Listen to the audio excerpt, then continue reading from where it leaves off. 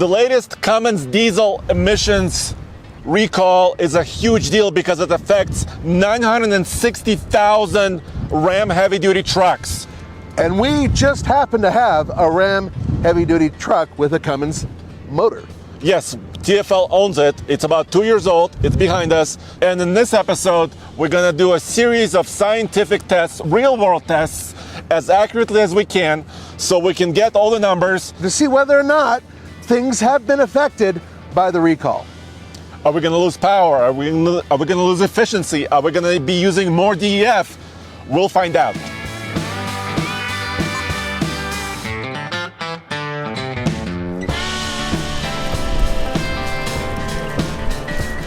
For the unloaded MPG loop, we're doing 70-mile loop there and back, right? Including our 0 to 60 performance testing. That is correct. So we need to top off. So let's do that now. All right, 30 seconds. And we're just doing this to make everything level off. That way, the next time we fill this up, hopefully the temperatures will be about the same, but more importantly, we'll be able to get roughly the same amount of diesel in here. And go. Wow. Okay. All topped off? Yep, we're good to go. Nice.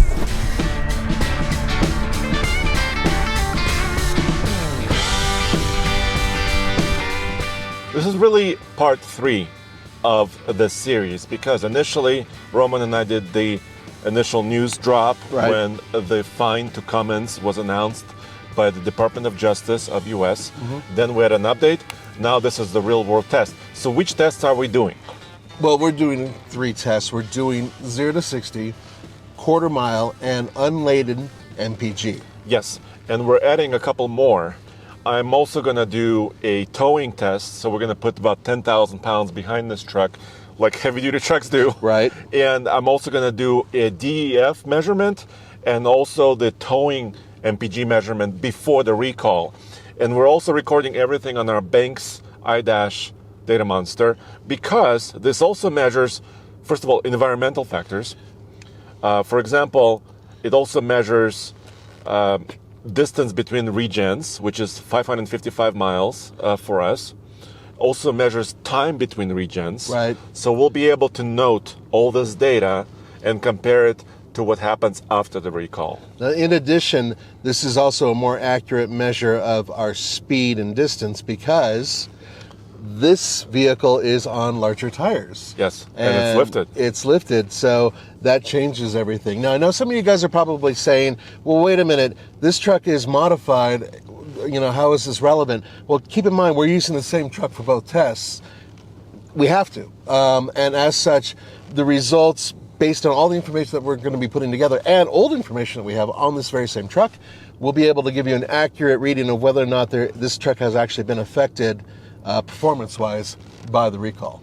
Yes, we also have engine load, we have horsepower estimation by the device, we also have torque estimation by the device. So even though we're not on a dyno, we're still keeping track of all this information, which is, I think, really powerful and I think as accurately as we can do this. That is correct.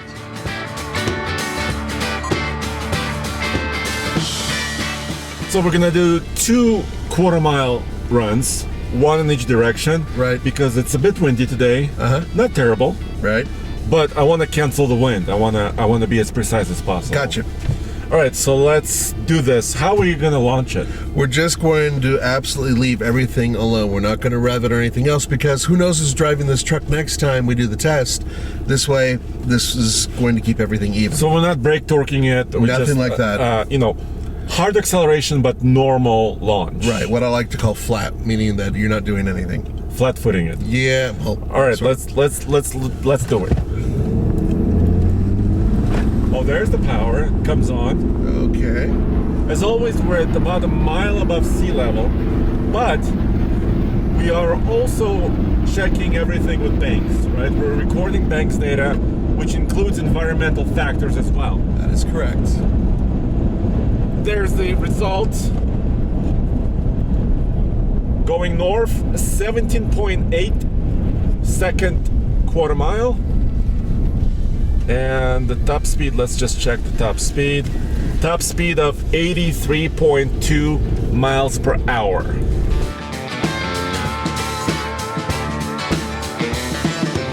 We're going south now. All right. Second quarter mile test. Same exact launch. Ready? Here we go. You flat-footed it. That's exactly it.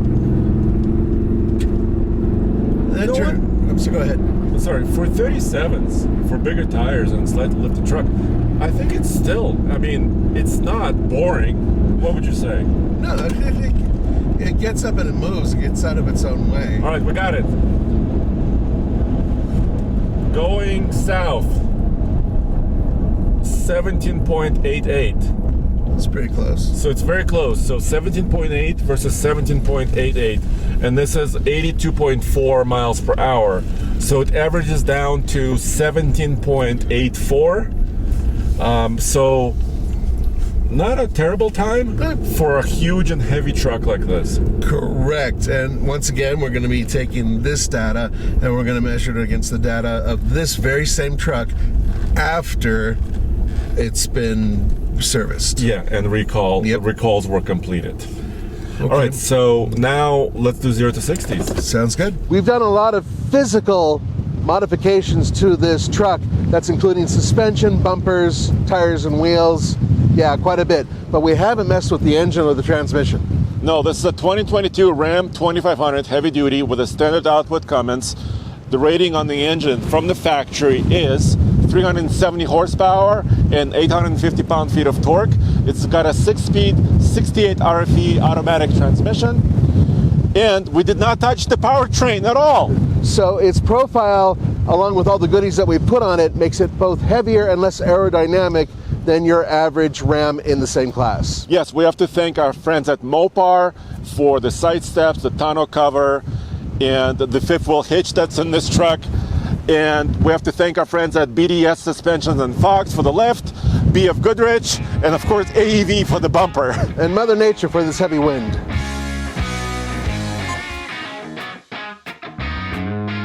So now we're doing 2 0 to 60 runs. Same thing, both directions, one north and one south, to cancel out any environmental effects that may be happening. So let's go for it. All right, here we go, guys. 3, 2, 1, go. And we're not going to go yet. You know why? I'm still in park. It's okay. We're still recording on the bank, so I've noted. I see that in the data. Yep. All right. Once again, 3, 2, 1. Let's go.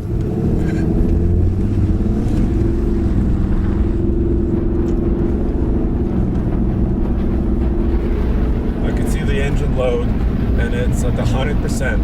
Okay. Which is totally good. All right, so first time is 10.06, 0 to 60. Now I'm pretty sure we can make a faster 0 to 60 time if I were to brake, torque it, shut off traction control and everything else, but we're doing this so that way this is something that is... We can repeat it over and over and over again. Thank you, exactly. Yeah. This is for research. It's not about the driver, it's about the truck. Let's go a little bit closer, just so we're kind of on the same surface.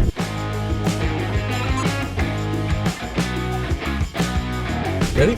3, 2, 1, go. Yeah, sounds macho. It's a good sound, I admit. And we haven't done anything. The exhaust, by the way, this engine is completely stock. Okay, good. We're done. 10.22. So let's average it out. So the second time is 10.22. And by the way, yes, the engine is getting a tiny bit hotter, right? It's working. And we're gonna do the same thing the next time, right after emission. So yeah, and by the way, in between all the filming and everything else, this truck stays running. The only time we're gonna shut it off is when we finish up at the gas station to put gas in it, or diesel in it. So here we go. 10.06 was the first one, 10.22 is the second one. So if you average that together, it's 10.14. So 10.1, basically, 0 to 60 test. Okay. So that's our performance testing, which also translates to the amount of power we're making, horsepower and torque. Right, and all of that will be able to monitor thanks to the Banks system we're using. By the way, Banks did not pay us to do this. This is not a paid commercial. No. They're not giving us anything for this. We're just using what we feel is a very accurate device to measure everything. Yeah, and record it. And also, you like Banks. Yeah, there's another thing that's very important here, guys. Yeah. Why are we not going to a testing facility? Well, we're not doing emissions testing because in Colorado, in the county we live in, there is emissions testing. Right. But they only measure opacity, which means the amount of smoke in the exhaust. They do not measure NOx or Right. NOx. So even though this recall is really about NOx emissions, there's no way for us to locally test it.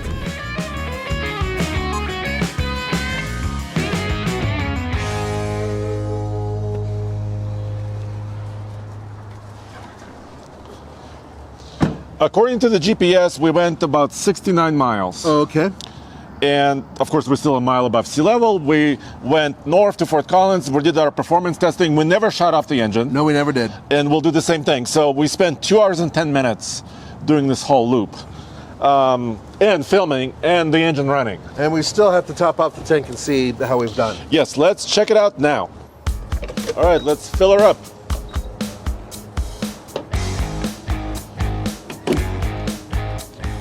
A while ago, we also went to Moab, and over about 260 miles of trip from Denver to Moab, Utah, we registered about 18.2 mpg with this exact truck, It's pretty damn good. with this exact setup. Right.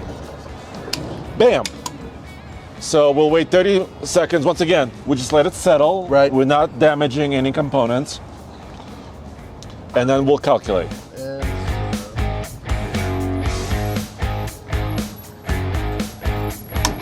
All right, dude, so we went 69 miles on this loop.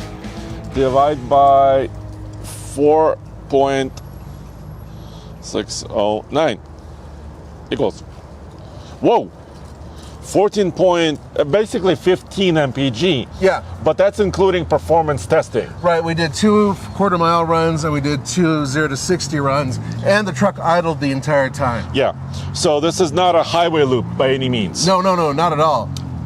But now we have the procedure established, so we can repeat that next time. Exactly, and we're going to do exactly the same thing. Aha, but now we need to get a trailer and do some towing.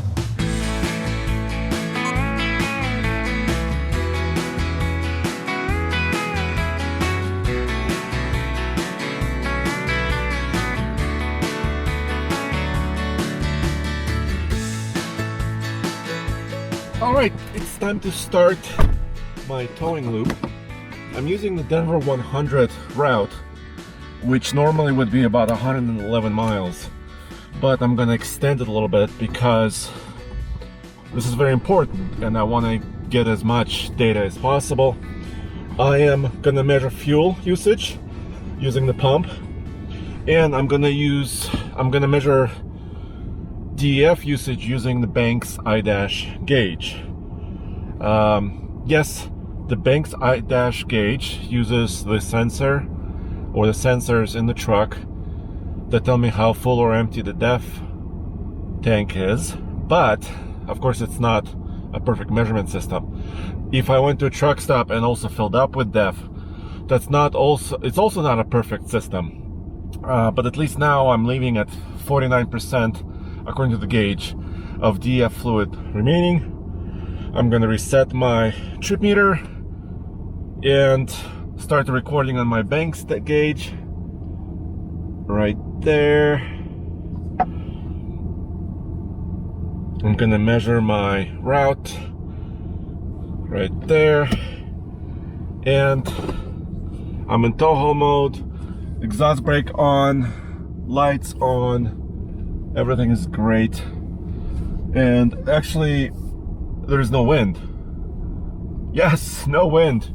So there should be a pretty good even run using a lot of the highways and tollway roads. So I'm hoping for at least 150 miles, maybe even more on this loop. All right, let me get on the highway and I can tell you a little bit more data because we know more now about this emissions debacle.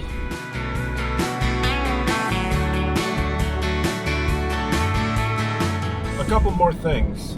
First, I'm towing about 8,500 pounds. I'm using my Chevy Colorado as ballast today.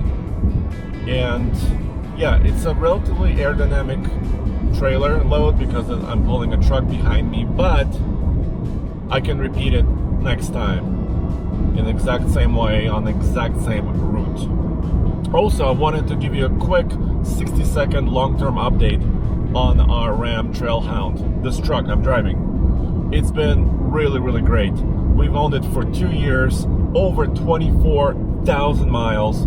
This is one of the longest long-term trucks in our fleet over the last, 11 years plus. And I love the way this truck drives, even after the modifications, especially actually after modifications, because we made this truck a little bit more off-road capable. Not very many serious, it never broke down. I mean, yes, we've had regular maintenance, and we also had a couple of recalls already taken care of, including the heater grid relay and also the transmission dipstick recall as well. So it's been a wonderful truck.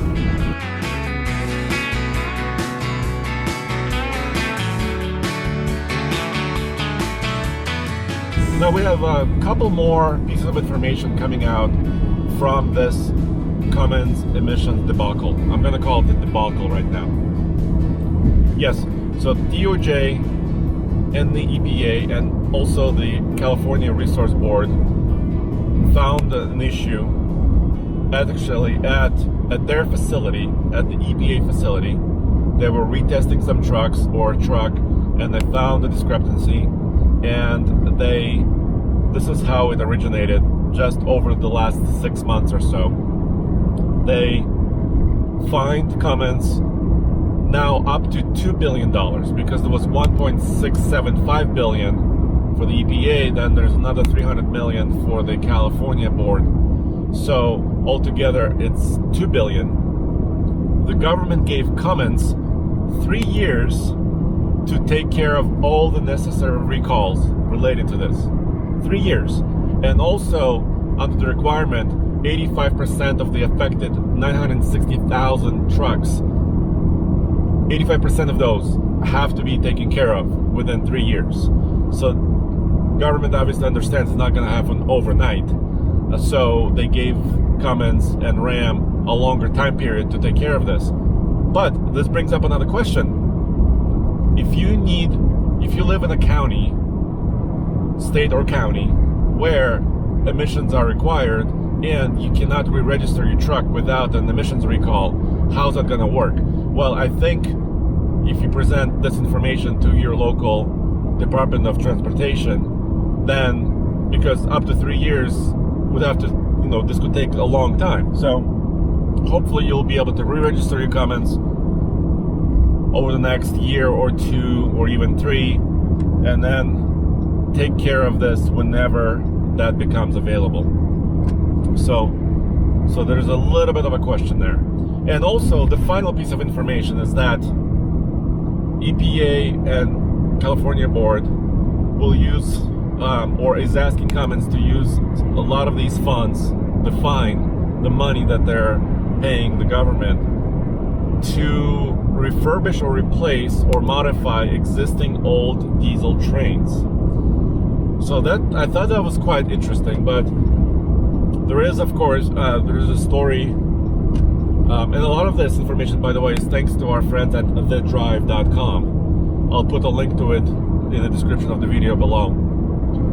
And that's kind of odd, but it's nice to know that some of the old trains that pollute will be either replaced or fixed or modified using a lot of this money. But it's not clear if all of the money is going there or a portion, or where the other portions of the money is going. So this is still to be determined and still to be understood.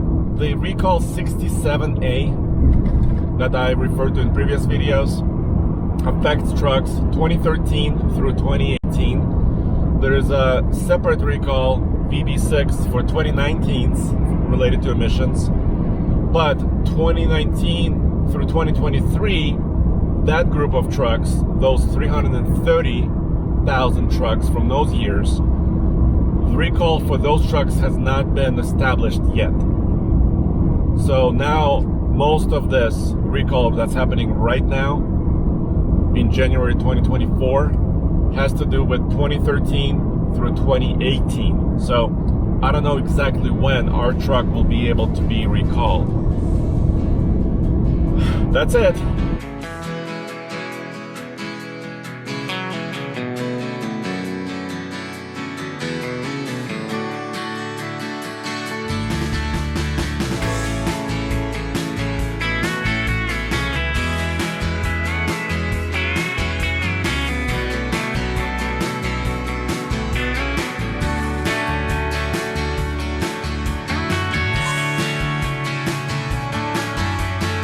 Alrighty, so I went, according to GPS, 153.5 miles. So basically 1.5 Denver 100 loops. Now I'm gonna show you how much fuel I used, so what my MPG is, and also how much DEF I used. I have been using my Banks iDash gauge recording, and as far as I can tell, I used about 5% of my DEF capacity. About 5%. All right, well, let's get the final numbers. Alrighty, so of course this Ram has about a 31-gallon tank, and I went about almost 154 miles. So we'll see what the range is with a trailer like this, and it should be really good. Cummins trucks love to tow, that's why people buy them.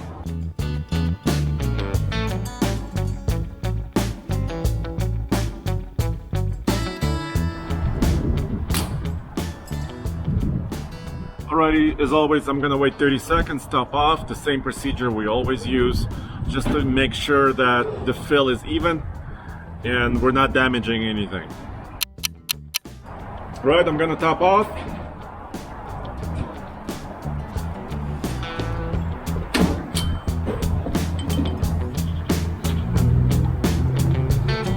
$153.6 miles traveled, divide by 13. 138 gallons equals 11.7 mpg. Actually, pretty good result for towing, what, 8,500 pounds or so.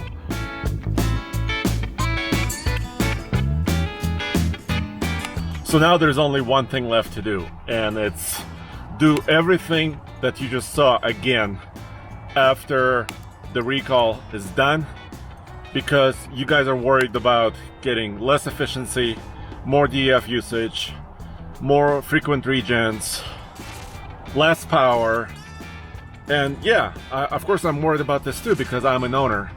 So we'll see exactly what will happen in the future. Thanks for joining me. Check out oldtfl.com for everything automotive in one place. Thanks.